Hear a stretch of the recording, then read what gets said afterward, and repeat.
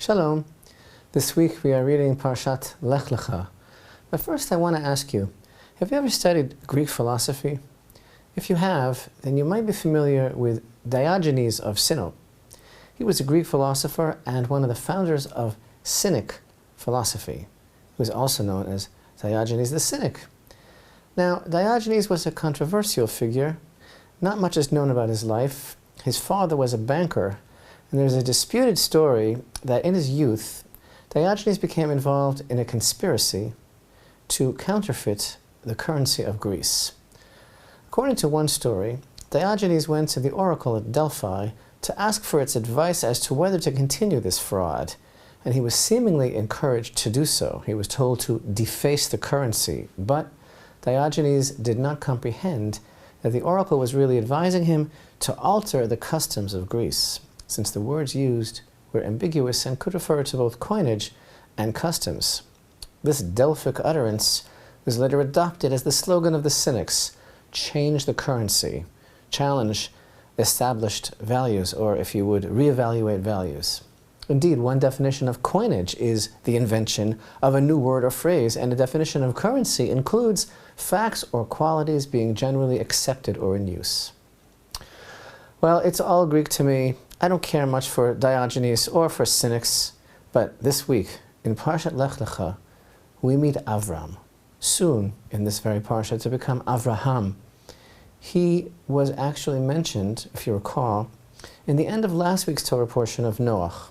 His genealogy was cited, and there was a cryptic reference to his departure from Ur Kasdim, Ur of the Chaldees.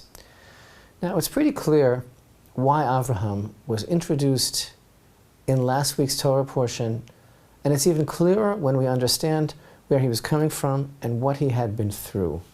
He seems to just burst upon the scene, to appear out of nowhere after 20 generations of a humanity that, despite the best efforts of righteous individuals, a humanity that became more and more disconnected, disenfranchised from God and the knowledge of God and the purpose of life. 10 generations from Adam to Noah, and another 10 generations from Noah to Avraham. Altogether, 2,000 years, known as the era of desolation. Years that even after the restart of the flood, these years witnessed mankind's regression into a kind of collective retrograde, spiraling down into a hopeless abyss of idolatry, general term, that also refers to a sort of societal sanctioned brutalization of man that resulted in global chaos. Avraham's appearance onto this scene was the first hope, as it were, that God felt, as it were, that somebody was interested in him. The parable that our sages tell is that this Avraham went out into the world and perceived a universe that was so beautifully ordered, that made so much sense, and even though he was told by everyone, by all the adults, by convention, by society, no, there is no order, everything is chaotic, there is no God, he was so consumed by a thirst to know who is the master of the house, that finally God himself, as it were, burst upon him and said, I am the master of the house. Because finally somebody, after all these years, was looking for God. So the young and inquisitive Avraham was so totally consumed with knowing the truth of creation and understanding who was the master of the house, that God made himself known and said, it is I. So Avraham, in his spiritual quest, validated creation anew, since the whole purpose of creation was for man to have a relationship with God and to choose between right and wrong and to do God's will. And Avraham's emergence from those generations is the guarantee that God was seeking, that there would be a continuation of the knowledge and the spiritual legacy of the one God. But from this point it would be a different dynamic. The legacy would be passed through Avraham and his children, and it would be their responsibility. They would have the burden of disseminating the knowledge to the whole world. And this is the purpose of Avraham's being selected by God, as we read in the beginning of this week's Torah portion. I will make of you a great nation, I will bless you and make your name great, and you shall be a blessing. I will bless those who bless you, and him who curses you I will curse, and all the families of the earth shall bless themselves by you. This is not just about being popular, as you know. This is not just privilege. This is about the responsibility.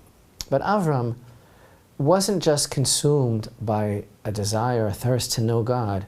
He was a trailblazer. He was a person who bucked convention. This got him into no small trouble, because convention at that time was set by none other than the wicked, evil Nimrod, an idolatrous king who made himself into a god.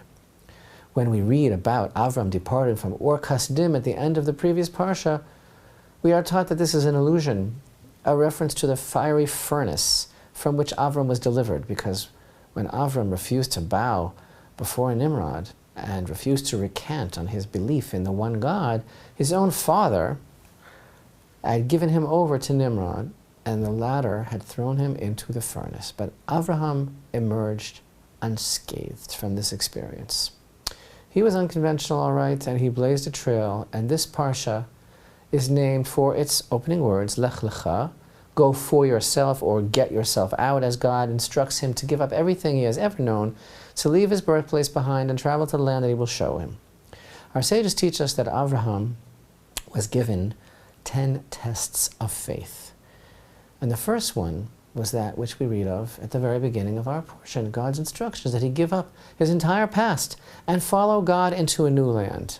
And then another of these tests, after God promises Avraham that he will receive all sorts of blessings in the new land, immediately after he arrives, there's a famine, and God commanded Avraham to leave the land and head to Egypt.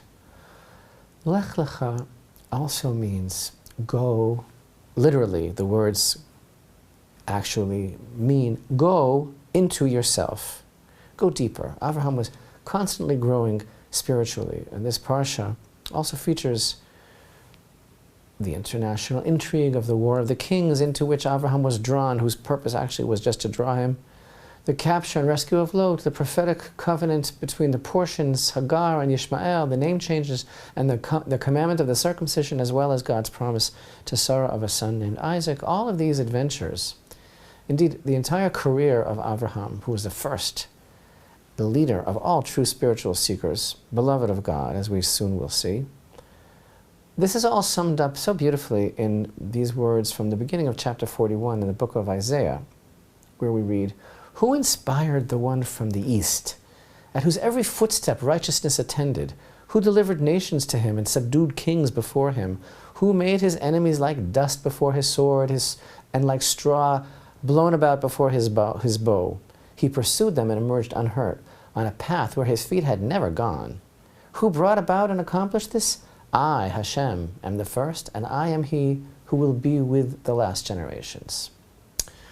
So who inspired the one from the east, meaning Avraham? We know it was Hashem, it was God himself. But how did Avraham get to be the person that he became, growing up in an idolatrous household, just like everyone else of his time? How did he become so driven for God that God himself introduced himself? If we truly want to pursue righteousness and seek Hashem, we need to understand this. Again, as Isaiah declares in chapter 51, "Listen to me, O pursuers of righteousness, O seekers of Hashem. Look to the rock from whom you were hewn, and at the hollow of the pit from which you were dug. Look to Avraham your forefather, and to Sarah who bore you. For when he was yet one alone did I summon him and bless him and make him many." Something about Avraham, something can't quite put my finger on, something very unique about his outlook, that he was able to perceive God in this world and stay with it. And our sages of blessed memory, in their brilliance and divine inspiration, they give us a beautiful clue. You know, the Talmud is full of metaphor and examples. It's very poetic license. It's a vehicle to help us to understand something. And the Talmud states that Avraham minted a coin. The Talmud describes this coin. It says Avraham was known by his coin. What was this coin?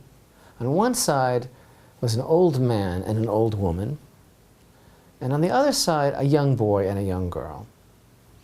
Now everybody knows, everyone agrees, all the commentaries, the great sages, luminaries throughout the years, they all agree this statement is not at all literal. Nobody thinks it's literal. It's not referring to an actual coin.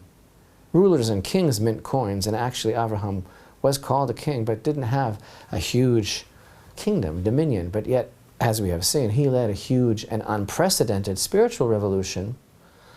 So this coin that Avraham had with two sides, old and young, it represents a concept. And I believe it's an important key in understanding the enigma of Avraham and thus the birth of the Jewish people and their spiritual legacy. But what does it represent? Now, Rashi explains that the old couple is Avraham and Sarah, and the young is Yitzchak and Rivka, and the coin represents passing over the spiritual legacy to the young generation.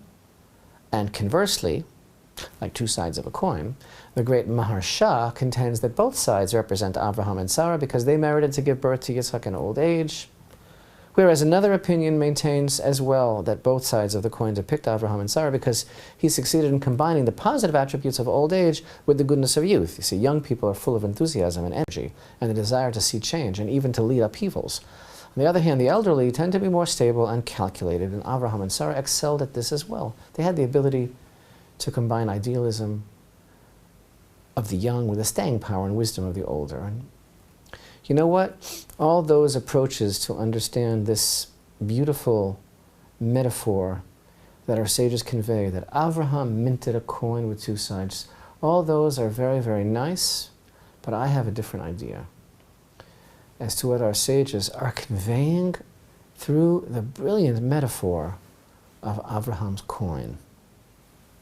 Remember our friend Diogenes. The depth of this teaching informs us that Avraham, who lived about 1500 years before the Greek philosopher, was all about changing the currency. The coin that Avraham minted is the new coinage, the new currency, the new values that he represented and brought into the world. Why did this coin depict old age on one side and youth on the other? Avraham wasn't just changing the currency. This was his currency, the freshness of youth and the enthusiasm and fire of finding God in a world gone mad. Avraham held the secret to eternal youth. His approach to God was forever young.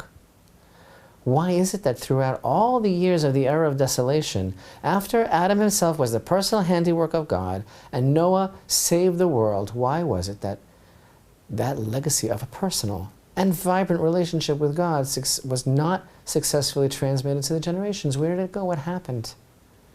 Because it became old. Because it grew stale.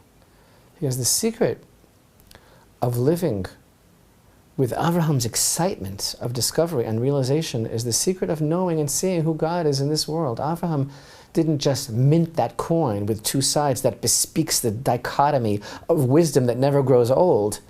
He was that coin. That was his currency, the reason he was thrown into the furnace. His life mission in getting out and following God. Indeed, this pithy allegory of Avraham's two-sided coin conveys the secret and success of his mission, staying forever young, wide-eyed, and constantly recognizing and discovering God anew. That's the mission of the Jewish people in this world. And indeed, that's not the legal tender of this world. It never was. The legal tender of this world is abasement and denial, forgery, counterfeit, everything growing old. Avraham's children's legacy is about changing the values, changing the currency of this world. God calls Avraham the one who loved him, and his offspring, all of Israel, who are called by Isaiah God's servants, continue the mission. As the prophet Isaiah declares, "But you, O Israel, my servant Jacob, you whom I have chosen, offspring of Abraham who loved me, you whom I shall grasp from the ends of the earth and shall summon from among all its noblemen, and to whom I shall say, you are my servant. I have chosen you and not rejected you. So, fear not, for I am with you. Be not dismayed, for I am your God. I have strengthened you, even helped you, and even sustained you with my righteous right hand. Behold, all who become angry with you will be shamed and humiliated. Those who fight with you shall be like nothingness and shall perish. The men who struggle with you, you shall seek them but not find them. The men who fight you, they shall be like nothingness and naught. For I am Hashem your God, who grasps your right hand, who says to you, fear not, for I help you.